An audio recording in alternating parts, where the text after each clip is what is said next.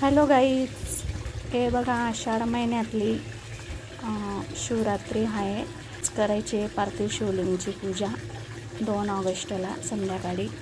आणि हे बघा अशी माती आणून पार्थिव शिवलिंग बनवायची आहे. आमची झालेली आहे तयारी, पार्थिव शिवलिंग पण बनवून झालेली आहे. हे बघा पूजेची थाळी पण तयार झालेली आहे.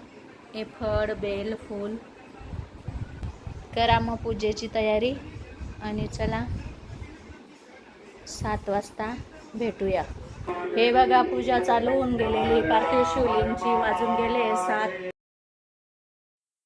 हॅलो गाईज, हे बघा पूजा चालू झालेली आहे.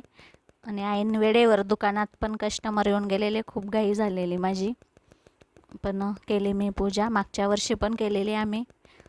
आणि जास्त काही पूजा लागत नाही. काही काहींना दाखवायची खूप सवय असते. खूप पूजा आणायची, खूप हे करायचं, असं काय नसतं. आता तर घरात सगळ्याच गोष्टी अवेलेबल असतात. कमलगठ्ठा वगैरे महादेवाची पूजा करतात घरोघरी लेडीज जेंट्स आता म्हणून. तर असं काय नसतं देवाला. फक्त 2 हात आणि मस्तक आणि मनोभावे पूजा करायला पाहिजे. थोडीशी करा तुम्ही पूजा, पण मनाने करा, असं असतं देवाचं.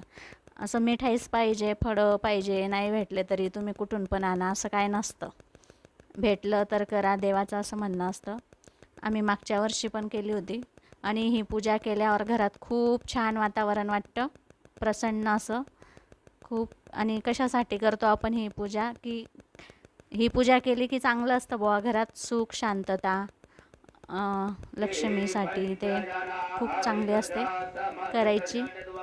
श्रावण महिन्यात पण महाशिवरात्र येते ना, त्याला पण करायची